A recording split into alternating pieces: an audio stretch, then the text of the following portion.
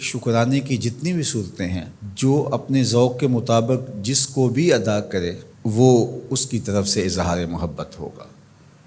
جو چیزیں شریعت نے فرض کہی ہیں اور جن چیزوں کا وجوب ہے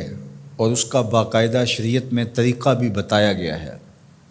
تو وہاں ہمارے ذوق کا دخل نہیں ہوگا۔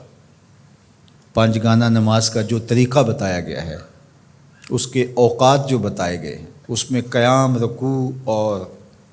سجدے کی صورتیں ہمارے اوپر واضح کر دی گئی ہیں، مبہم نہیں رکھی گئی، تو اس میں ہم اپنے ذوق کا مظاہرہ نہیں کر سکتے کہ نہیں ہم نماز اس طرح پڑھیں گے، ہمارا ذوق اس طرح کا ہے۔ وضو میں میرا ذوق یہ ہے کہ میں پاؤں پہلے دھوؤں گا اور باقی اعضاء بعد میں دھوؤں گا، ایسا نہیں ہے، وہ شریعت نے ہمارے اوپر واضح کر دیا۔ لیکن جن امور کے اندر شریعت نے ہمیں کوئی اس طرح کی پابندی نہیں لگائی، کسی امر کا مطلق حکم دیا ہے، تو اس میں پھر ہم اختیار رکھتے ہیں۔ جس طرح حضور علیہ السلام پر درود پڑھنے کا حکم دیا گیا ہے، سلام پیش کرنے کا حکم دیا گیا ہے، تو اس میں آپ جس طرح بھی حضور علیہ السلام پر درود پڑھیں، جس ہیئت میں بھی درود پڑھیں، کھڑے ہو کے پڑھیں، بیٹھ کے پڑھیں، درود کے کلمات، درود کے الفاظ، اس میں کوئی پابندی شریعت نے نہیں لگائی۔ مطلق حکم ہے صلو علیہ وسلموا تسلیما، درود پڑھو اور سلام پڑھو اور خوب پڑھو، صبح پڑھو، شام پڑھو، دوپہر پڑھو، پچھلے پہر اٹھ کے پڑھو، رات کی تنہائیوں میں، دن کے اجالوں میں، کوئی پابندی نہیں لگائی گئی۔ اب یہاں آپ کو اختیار ملتا ہے، پھر ہر شخص کا اپنا ذوق ہے۔ کوئی تنہائی میں بیٹھ کے درود پڑھتا ہے اور کوئی اجتماعی طور پہ درود پڑھتا ہے، کوئی بچوں میں بیٹھ کے درود کی مجلس سجا لیتا ہے، تو یہ آپ کا اختیار ہے۔ اسی طرح فَلْيَفْرَحُوا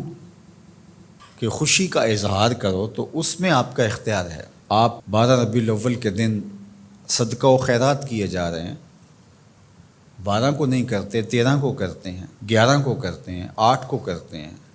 کسی اور مہینے میں کرتے ہیں، حضور کے آنے پر آپ کو خوشی ہے، اس کا شکرانہ ادا کرتے ہیں،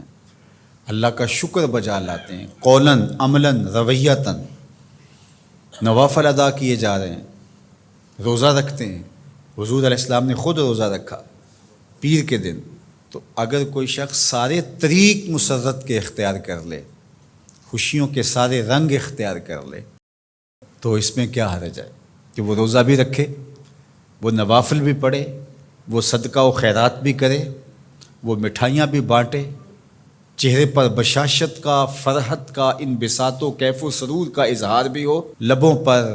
اللہ کی تقدیس کے ترانے بھی ہوں، محبوب کی نعتیں بھی ہوں، اور ذکر مصطفیٰ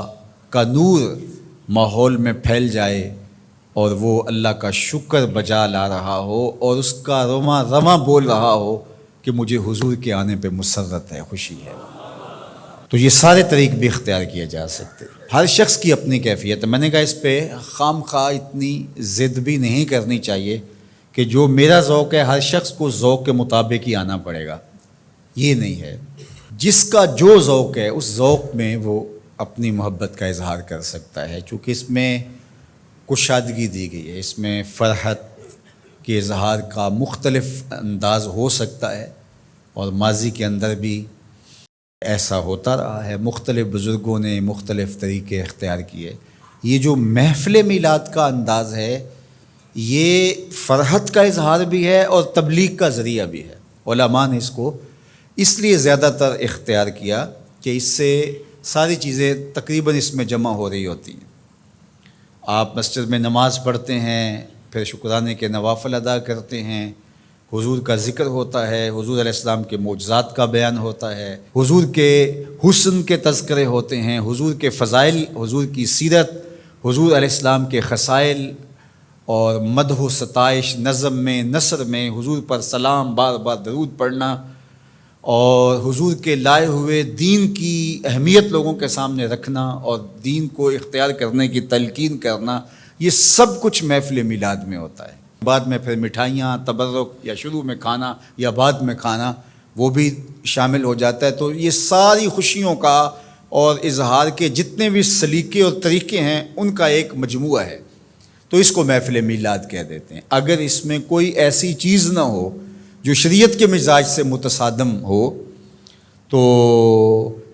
اس پر کسی کو بھی میرا خیال اعتراض نہیں ہونا چاہیے۔ تو اس لیے میں آپ کو کہوں گا کہ آپ اپنے گھروں میں ہر پیر کا معمول بنا لیں، پیر کو روزہ رکھیں، بچوں کو بھی روزہ رکھوائیں۔ جو شوگر کے مریض ہیں میں ان کو زور نہیں دیتا،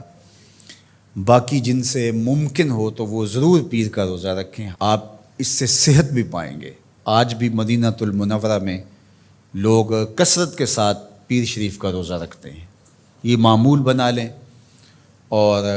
افطار کے وقت جو آپ دسترخوان بچھائیں اس میں اپنے بچوں کو بھی اپنے ساتھ بٹھائیں اور حضور علیہ السلام پر درود پڑھیں، حضور کی سیرت کا کوئی ایک واقعہ سنا دیں، حضور کا کوئی ایک معجزہ ان کے سامنے رکھ دیں، آقا کریم علیہ الصلاۃ والسلام کے حسن کا قصیدہ ان کے سامنے پڑھ دیں، کسی عضو بدن کی خوبصورتی اور شمائل کا تذکرہ ان کے سامنے رکھیں، اور پھر نتیجہ آپ دیکھنا۔ اس کے بعد دعا کر کے افطار کر لیں، کھانا کھا لیں، اور یہ صرف 8 دن کے بعد آپ کریں۔ 8 دن میں 2 مرتبہ کر سکیں، جمعے اور پیر 2 دن کر سکے تو اور اچھا، نہیں تو 1 دن کم از کم یہ مقرر کر دیں۔ اگر کسی وجہ سے آپ پیر کے دن نہیں کر سکتے، کوئی اور دن مقرر کر لیں، یہ سارے اللہ کے دن ہیں، تو آپ دیکھیں گے کہ اس کے اثرات آپ کی نسل کے اندر منتقل ہوں گے۔